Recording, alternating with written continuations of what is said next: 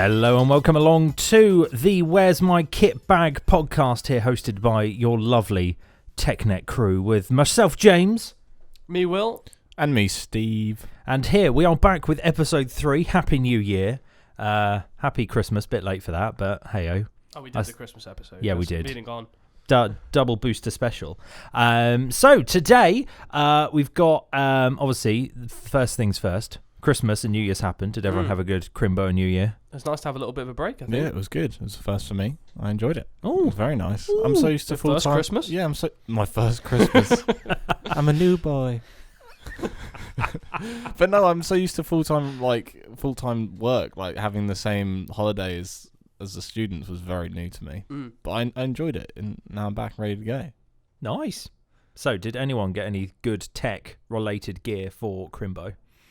I got a few bits and bobs, tech-related wise. I did get a wireless headset for my computer. I'm quite impressed. I quite like it. It's nice not being attached anymore. I'm free. I can stand up and walk around as I please. Good brand? Well, what was it in the end? See, now we're going to critically analyse. It was a Logitech. Logitech? Yeah, no, SteelSeries. Sorry, SteelSeries. Yeah. SteelSeries. Yeah, and I've been enjoying that. Don't need to charge it up that often. Still sounds good. Nice. But yeah, I kept yanking the cable out on my computer every time I got up, so I thought, rather than doing that, why not go wireless? I'd love that. It was good fun. I'd really like that. My head, the amount of times I walk away from my desk and I'm still got my headphones on. Luckily, I catch it. I'll be down in a minute. Yeah. Clonk. Yeah, pretty much. I didn't get anything camera related. Fortunately, I had my little haul in November, so I didn't really need anything. I tech wise, I got a car radio, one of those touchscreen ones, very interactive, very nice. But a friend of mine got a really cool gadget that they can use for photography. They got a crystal ball. I don't know if you've ever seen crystal ball photography. What, as in they're predicting the future? No, like a clear ball. But when you take photos of it, it like completely like warps your environment, and you can get some really interesting stuff. And they said that I can come along the first time they go out and use it. So even though it's their present, I'm very excited. Yeah. You remember you showed me that Tiny World effect? Oh, yes. It's like that, but in a crystal ball. Oh, yeah. Okay. And you really hold it cool. like in front of a landscape. Yeah, normally need like 8 GoPros to pull that off or similar. Yeah, that kind of fisheye effect, but complete. And yeah. I was like, wow, that's a really cool gift idea. That sounds fun. So it's their gift, but I'm really excited to have a go with it. And in the spare time, they can be a clairvoyant. Yeah. And read people's futures. Not, yeah. How about yourself? Me, I got no tech at all. Oh, but you got to try some tech though. I did get to try some tech. What did you get to try? I got to try a Nikon Z7. Ooh. The big full frame 45.7 megapixel monstrosity. And it was very nice, for use of a better phrase. No, well, one of my friends works at Nikon, and she was just like, "Hey, I'm bringing this camera along." I'm like, "Yes, please." And she's not part of like the camera sales. She can just borrow stuff at Nikon, which is just hilariously brilliant. Yeah. So is it hers or is she borrowing it? No, she's borrowing off the company. Okay, yeah. I don't think she's got that amount of just dollar just to throw at a camera, alas. But no, really smooth, really nice. Pretty good low light performance, significantly better than my camera. But then my camera is like 6 years old and can barely cope with ISO like 1/600. Whereas this, you could put it up to like 12,000 and it's pretty fine. So yeah, no, I was quite happy with that. Massive sensor in it. As soon as I took the front lens cap out, I was like, oh. Yeah. That's like the size. It was almost like the size of the screen on the back of my first like digital camera I ever had. The scary thing is though, massive. As soon as you take your lens off, it's the sensor. You know, there's nothing blocking it. There's nothing protecting it. There is no protection. One speck of dust on it, and you've got to start to panic. So having those little like dust blowers, or there's lots of like little cleaning products and stuff you can get for it, which I've had to get for mine. But you have to really look after them. Yeah. Especially when you expose it to too much of the air. Yeah. Has it made you want to get one? If it wasn't like $3,000, probably. And here are wallets just crying in the background. Yeah, I mean it's one of those kind of like super purchase things. Yeah. Where it's basic. Well, at the moment I'm more going, do I save up for the bathroom or do I buy fun things? And currently bathrooms having to win. Yeah, that's I'm having to be a boring adult. It's really boring. I don't need a a bathroom. Who needs a toilet anyway? But yeah, it's one of those kind of things where I was using it going, Very nice. But obviously it doesn't have multiple SD card slots, which sucks. So I couldn't use my SD card with it, but she brought along an XQD card. I was just like, this thing is about like expensive as like 10 SD cards. Jeez. It's ridiculous. The They're XQDs. the Sony ones, aren't they? The XQD Yes, cards. ironically, a Sony XQD card in a Nikon. I mean, the touchscreen on the back was a bit iffy at times, but I'm putting that down to it being like a half prototype / demo model. And it's probably been abused a bit, but when you put it against your eye, was your like nose pressing on the screen or anything? No, it's clever. You put it on a different setting, Yeah. and as soon as your head goes anywhere near like the eye hole or whatever you want to call it, viewfinder. That's the word. Eye hole. Eye hole. Well, we've got a new name for it now. It's the eye hole. So as soon as you put it near the viewfinder, it just turns the screen off. Yeah. So even if you're like prodding Actually, it with on your a mirrorless nose. camera, it's an electronic viewfinder. Sorry, there'll be a few people out there. They'll be like picking me up on that. Sorry. Hashtag corrections. Literally like a fridge. Literally. The door's closed, light goes off. But no. Otherwise, very impressed. I'd love one, but I don't have the money. Tears cry. Yeah. I think that's pretty much it. But yeah, otherwise, I had a look at. Obviously, did anyone look at the old Boxing Day sales? Get anything good? Browse, yeah. I Definitely had a browse. I bought nothing. No. There was. I thought it was quite poor, if I'm honest. But Black Friday, they at least tried. I was tempted to get one of the like Amazon Echoes just to try, but then you have that constant fear of shouting always Alexa. Alexa. Turn my lights I passed on that in the end. No, I don't have anything smart in my house, actually. Got no smart things at all. Including you? Oh. Well, I'm not in my house right now. That's true. Okay, so right, that's a true statement. But no, I've got no smart technology. Smart technology. In my house. Okay, that makes sense. I understand now. No, but one of my friends loves his Google Home setup that he's got at his house. One of our friends has got an Alexa, so you just Alexa, put an alarm on, and then it like cancels all your alarms. If you say stop alarms, it just cancels everything. But yeah, it's for me, no. Yeah, me, I'm no. the same. Like the amount of times I use voice recognition and that kind of stuff, I'm not going to need a product like that. That's kind of my opinion on it. Not that I'd say I don't like it. I think it's a really cool bit of kit, but for my everyday life, I don't need stuff like that. No, I don't. Anyway, Steve. Hello. Man of the YouTubes. What? Obviously, we haven't put a video up this week because we've literally only just got back. So what video can our listeners expect to see next week? So we have a couple of finished videos. We haven't finalised which one is going to be going up on Monday. Oh. But we're preparing for the CTEX to tackle their next few months of hard graft. So we've really started to churn a lot of them out. I have a feeling it could be an ISO video on Monday, either that or a Photoshop Select and Mask video. These are the options. They'll all eventually come out, but we've been grinding them out. We had quite a fun experience on the Wednesday before we broke up. And I set up here in Studio 3, and Will set up in the studio. And in one period, we managed to record 4 videos. Yeah, that was pretty intense. That's pretty good. It was really good. I mean, I sat and recorded in Studio 3. 15, 20 minutes later, I came out, waited for Will to finish. I think you were already finished. Yeah, it was just about, And we literally just swapped rooms, did the other videos, and it worked. Made a nice little conveyor belt. 4 videos done. Yeah, fab. churned them out, and they're currently in the process of being ready to publish. So it's been good. Still a bit surreal editing yourself. I don't know how YouTubers do that all the time. Yeah. And every time I press pause, it always ends up with me making some absurd face on the screen. I'm just like, it's my favourite thing. I've just got used to it now, I think. You know? It's my favourite thing, walking by going, oh, look, it's Will. Yeah. Oh, look, it's Will. Oh. Oh, dear. So yeah, anyway, if you want a specific video first, leave a comment in the section below on SoundCloud or YouTube, and we'll, take into consideration. But it'll pretty much be whichever one you guys edit first, I'm assuming. Yeah, it is that. And as I said, with the CTEC kind of having a lot on their plate over the next few months, I think we're going to be really churning out videos to cater to what they're looking to do. Yeah.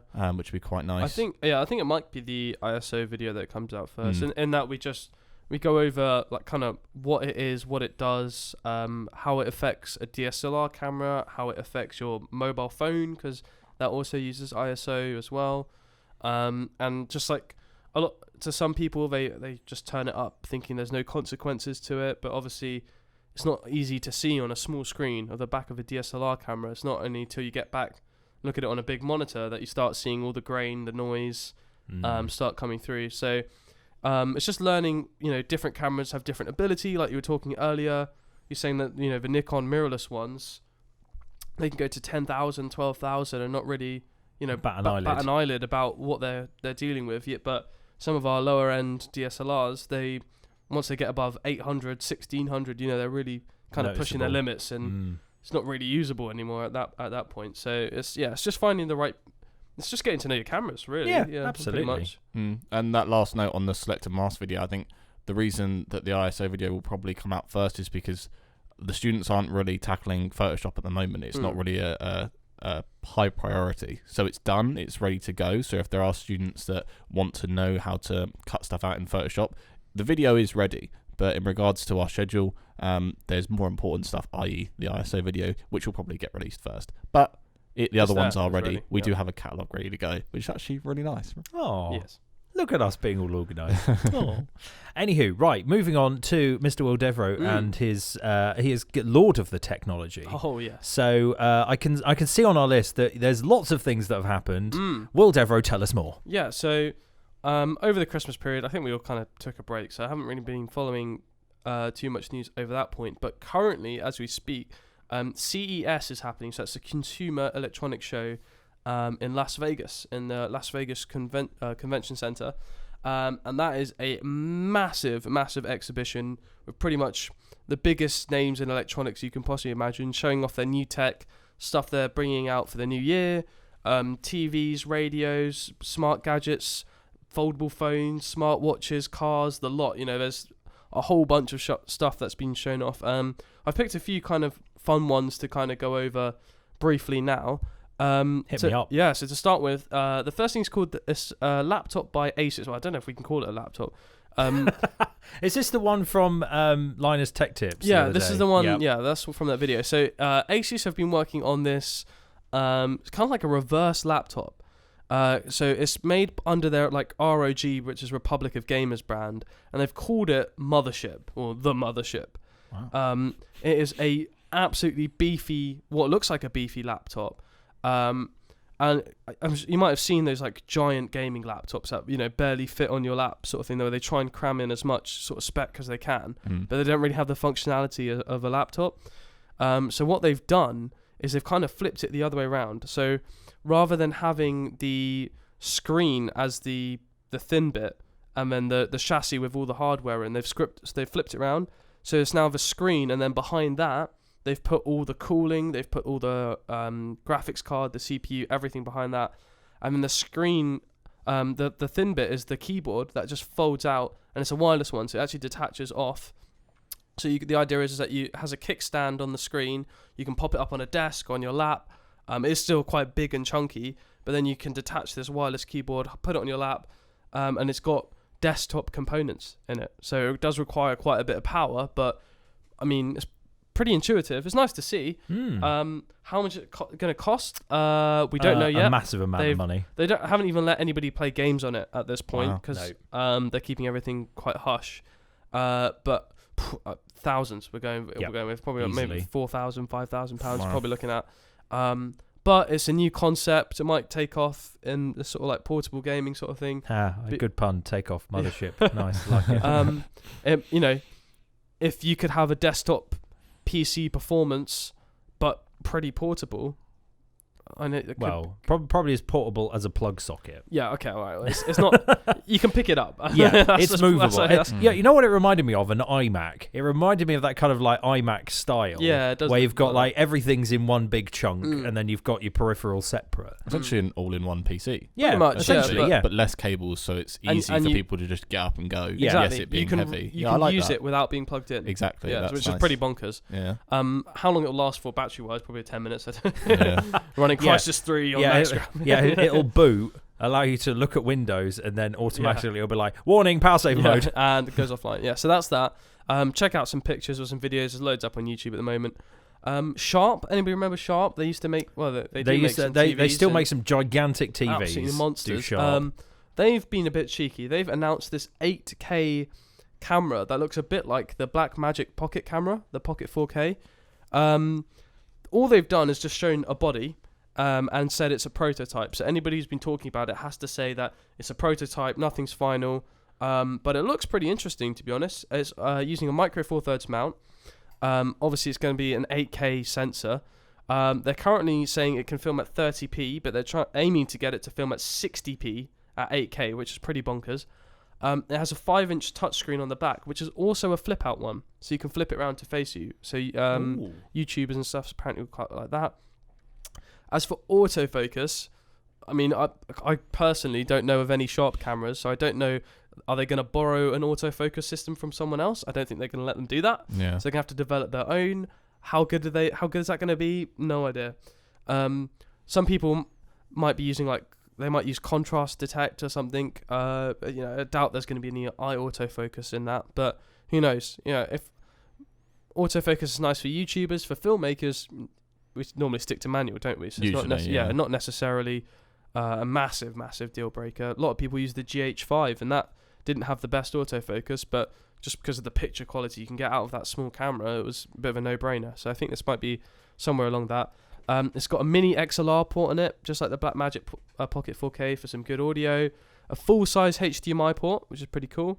From the body, it looked like only one card slot at the moment, but they said anything can be possible to change. So that was quite interesting. Apparently, it's going to be sub £5,000. So it'll be the only 8K camera consumer available for under 5K. Under 5K dollars. Other ones I can think of is like Arri or Red cameras. They're kind of like the only sort of 8K ones we're looking at. And then the last sort of thing I'd like to touch on is Dell have done a really nice refresh on their laptop ranges. So they've updated their XPS 13, which is the smaller one, not the 15. Quite a lot of the students I've seen have got some of these Dell XPS models. Really nice. Actually, really nice to edit on. They actually got quite good graphic cards in them. So small, lightweight, really powerful. Sort of a competitor to a MacBook, really. So if you're looking between an Apple and a Windows product, have a look at the new Dell XPS 13. And then they've improved their sort of like gaming range, which is their own Alienware. So they've brought out a few new models of them as well. And they've also introduced this new massive laptop called the Area 51. Mothership, Area 51. There's a bit of a theme going on here, isn't there? Space. But the idea is that it's a fully upgradable laptop. So laptops are kind of renowned for being really hard to get into and upgrading. But it uses desktop, CPU, graphics card, RAM, all of that. And the idea is that you can take the backplate off and you can upgrade all of it. You can change the CPU, you can change the graphics card. The graphics card's a bit different. They're doing it as like a modular one. So I think you have to buy it from them in the future, but it's there's potential there to upgrade. Yeah, I don't know who that product kind of for, because if you have a look at a picture of it, it's huge. Yeah, so why would you not just get a desktop? I guess, but that's true. It looked pretty cool. Again, probably very very expensive.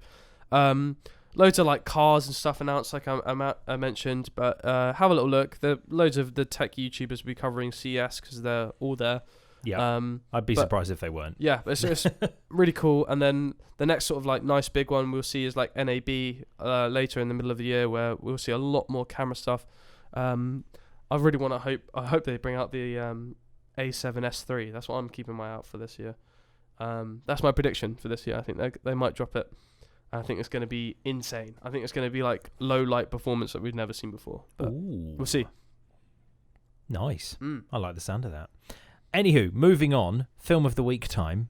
Obviously, I like this. Obviously, last time on film of the week, I can't remember who challenged me to watch A Quiet Place. Was it you, Steve? Oh no, it was both of you. Joint it was decision. both of you. We discussed it. And I had the job of watching A Quiet Place. Me and Will made Steve try and find Overlord. Which was difficult. I watched a lot of films over the holiday period. Overlord was not one of them, primarily because with it just coming out of cinema, there's nowhere to find it. I did look up. They say it can take 3 to 6 months to come out on DVD. So yeah, may have to wait a while. Well, we'll keep that a pending one. I did manage to watch A Quiet Place. Nice. Literally first day off, I watched A Quiet Place. Oh, right. I weirdly enough, I had it while I had my breakfast. It was a bit bizarre. Oh, okay. It was an early morning viewing. It was an early morning viewing. I was like, you know what? I've got 2 hours to burn. Let's watch Quiet Place. I loved it. I thought it was really nice. Loved all the sound design. Slightly predictable at places, obviously with the kid right at the beginning. Hashtag no spoilers. Don't pick up those batteries. Oh, you've picked up the batteries, you silly child. If you haven't seen the film, this will make no sense to you. If you have seen the film, you'll know what I'm on about. Yeah. What do you think of the nail? Do you remember that? The nail in the stair? Oh, God, I winced so hard. I was like, no. The whole time, they just keep looking at it. You're like, it's going to happen at some point. But weirdly enough, when obviously the alien's going around places and the kids are going around places, nope, no one touched that nail. No. I'm just like, oh, only you and your foot have chosen. But overall, I loved the sound design, loved all of it. I mean, yeah, it was predictable at places. There were kind of Cloverfieldy bits at times, which I kind of liked and loathed. But overall, I give it a solid 8 out of 10 for me. Wow, really nice film. Really did like it. What was your take on seeing the monsters? I quite liked that you did see them. I preferred it at the beginning where they were kind of like more just like flashes. And they were kind of like, you kind of whip pan round and there's a creature there, but you can't really see it very clearly because it's in the distance and running. I prefer that kind of style rather than the I'm stalking around in a basement kind of thing, which was kind of like, oh, it's really predictable. Someone's going to make a noise now. Oh, there it goes. So no, I don't mind it. I preferred how they showed it at the beginning though compared to the end. I agree. For me, once I saw them, it took away a bit of the fear, a little bit for me, like slightly. Good CGI on them though. And an intuitive way of getting rid of them. I thought that was quite intuitive. Obviously, hashtag no spoilers, in case people haven't seen it. Just a question. Yes. Well, 2 questions actually. Oh, go on. First one is, did you feel like you wanted to be quiet after the film? Did you have that weird sense, that weird aura that we I had that weird aura, like because obviously because I ate it at breakfast, I was eating cornflakes and I was eating them really quietly. I was just That's quite interesting. Yeah, like I was really engrossed in the film. I was just like, if I make too much noise, I won't hear something that happens. No, for me it was more during rather than after. Yeah. And the other one, just because we kind of subtly hinted on it, again, no spoilers. The bathtub scene. I'm surprised that the outcome occurred. Right. I thought she wouldn't get out of the bathroom, if you know what I mean. Yeah. Because of the amount of noise being created. But I thought it was a bit awkward. I thought in a way it's just like, oh, so you're having a child and you're meant to be quiet. But I think that's what I found interesting about it, because of anything they could have written into a horror, a pregnancy is probably one of the unconventional ones. Yeah, it was a bit. And I do agree, it is slightly awkward, but I think it could have been its intention. I think that's why I kind of enjoyed that, because it was inconvenient, very inconvenient. Yeah. But inconvenient for the characters, i.e. we can relate to the inconvenience. Yeah. So, yes. Yeah. Oh, overall, thumbs up from me. Nice. So, moving on to this week's film, which was quite hard because there was very few films that Will hadn't seen that either me or Steve had also seen, because obviously we're trying to challenge Will to watch something that me and Steve have seen. I'm watching a lot. and it's flip-flopping around. So we found a film that I've seen, but neither of you two have seen. Okay. Which is First Man. Okay. Obviously the Ryan Gosling take on Neil Armstrong and his kind of like biography, his life, and obviously his trip to the moon, which I thought was really, really good. I very much liked it. It felt a little bit Oscar baity because obviously it's that kind of pride of America. It's very kind of, oh, look, here's all the massive achievements of America we've done. This is a kind of a story the Oscars normally absolutely go for. But all in all, I thought Gosling played the role really well. The supporting cast played their roles really well. Overall, I thought it was a very good film. But then I'm very biased because I like space stuff. But I do highly recommend. Cool. Okay. For me, again, I don't think I'd push a 9. I think I'd push an 8.5. Wow. Still high. That's still high. The highest on the podcast. I do. I'm very generous with my marks. What Very like generous. style is it? Is it more what genre would you put the film in? Obviously, it's got the same director as obviously Gosling in La La Land. Right. Okay. What's his face? Chappelle? Is it Damien Chappelle? I'm thinking now. Yeah. Yes. Guys, probably should have done better research before this. But yeah, no, it's very. Ooh, what's this kind of style? I would say it's more kind of. It has that vibe of documentary, but it's not. It's kind of like more like a proper film documentary rather than something like Senna. Yeah, it's much more a cinematic documentary. There's little bits in there that have kind of enhanced the story a little bit. Kind of shoehorned in a bit more emotion when there probably wasn't any. Obviously, to cater for that kind of film audience. But overall, on the whole, I thought it was pretty good. I watched it on Christmas Day. Cool, Very I'll nice. check it out. Now, I do recommend. Give it a go.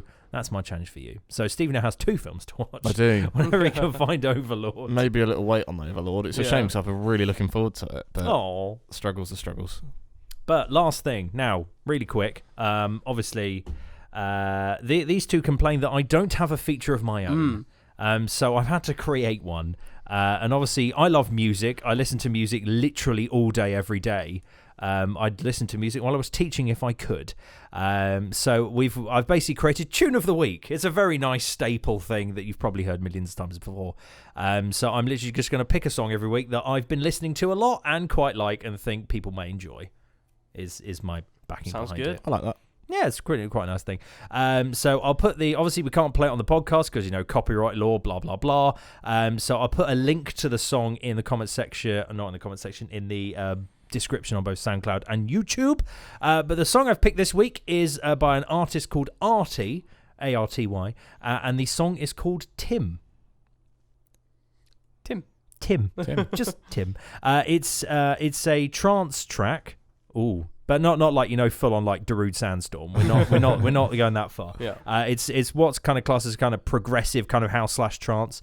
So it's quite chill. It's very kind of like underrated, but it's got a really nice beat that runs under it.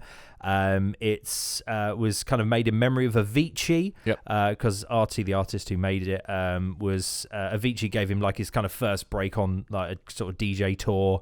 So he kind of made this song in honor of Avicii's life, which I think is really nice. But cool fact about it, it was ranked 27th in the top 50 trance songs of the year. Wow. I had to listen to it. I'd describe it as euphoric. Yes. Because definitely obviously euphoric, it's a very positive, uplifting kind of beat. And as we discussed very slightly, it has almost like the same piano chords as Chris Brown's Beautiful People. I don't know if you heard that. Yes, very similar. Yeah. Don't if you're listening to this and you haven't heard the song, but you've heard Beautiful People, it doesn't sound like it. It just has a very similar kind of beat. It has it's almost like a slight homage to it. But I really liked it. It's music that I very much. I think listen especially to. with the meaning behind it as well. Like, it's one you could close your eyes and just listen to, isn't it? And just it's a very strong tribute. Yeah, I like that. That's why it might sound that, because the producer of Beautiful People is Benny Benassi, who is a very big name in trance. There you go. So that's probably why you've got that kind of trancey undertones behind it. But yeah, definitely give it a go. Next week I'll pick something a bit more indie rock, because that's generally what I love a little bit more. Are you going to flip up the genres each week? I am. I'm going to just flip about the place and just pick whatever genre I feel like. I like that. Perfect. But yeah, no, I'm thinking indie rock or somewhere around that way. Next week. Cool. Anywho, this has been the Where's My Kit Bag podcast from us lovely people at TechNet. Hopefully you found this episode enlightening, exciting, evocative. I don't know what the other positive words I can think of. An experience. An experience. So yeah, if you've got any comments or any questions you want us to cover, please chuck it in the comments section on YouTube or SoundCloud. It will come out on SoundCloud first because it's much easier to put it up. Otherwise, I've been James. I've been Will. And I'm Steve. And this has been Where's My Kit Bag? Hey guys, Steve here. Thanks again for listening to the Where's My Kit Bag podcast. Please feel free to drop us a comment or about anything you want us to cover in the comment section down below, or just drop us an email to technet@farmroad.ac.uk.